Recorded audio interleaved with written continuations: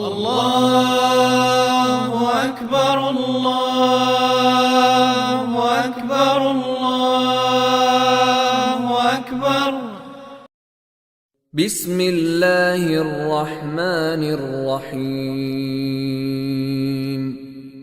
أرأيت الذي يكذب بالدين فذلك الذي يدع اليتيم ولا يحض على طعام المسكين فويل للمصلين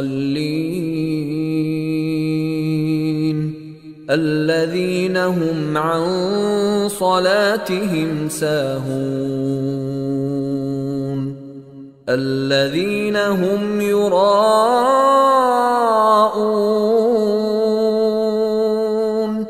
ويمنعون الماعون.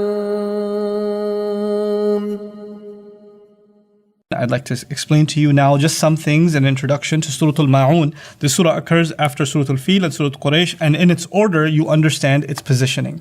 In Surah al-Fil, Allah established why Makkah is supposed to be kept safe because of the virtues of the coming of the final prophet. In Surah Quraysh, Allah explains it's the virtues of the house that gives you the economic prosperity. Therefore, you should be taking care of this house and worshipping its master properly instead of putting idols there.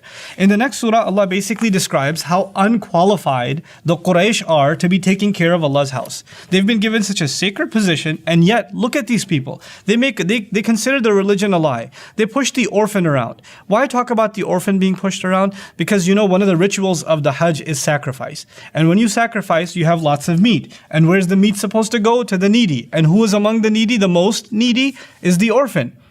And so Allah is saying you're supposed to be a center of giving, of charity. And most of all, you should be taking care of orphans. And yet, you push the orphan around like he's nothing. وَلَا يَحُضُّ عَلَى طَعَامِ الْمِسْكِينِ. And you don't feed any of the poor. How are you custodians of this house and you enjoy all of the economic prosperity that comes as a result, and you're not giving back to those in need? That was one of your primary functions.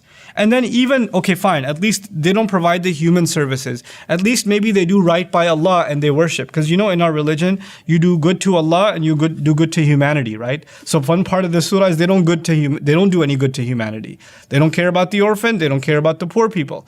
So maybe they do right by Allah, maybe they worship Allah properly. And Allah says, فَوَيْلُ لِلْمُصَلِّينَ الَّذِينَ هُمْ عَنْ صَلَاتِهِمْ سَاهُونَ الَّذِينَ هُمْ يُرَاءُونَ. Look, and how terrible these people, what a terrible destruction should fall upon them. These people who pray, but they pray lazily and just to show off.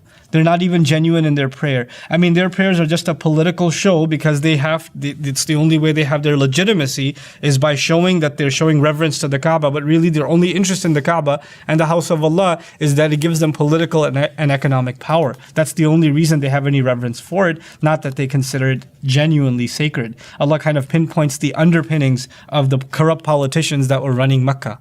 Right, that they don't really pray, they're just showing off. And in doing so, Allah has basically shown us that these people are not worthy custodians of the house of Allah. It raises a very strong question. If these people are not the right custodians, who is?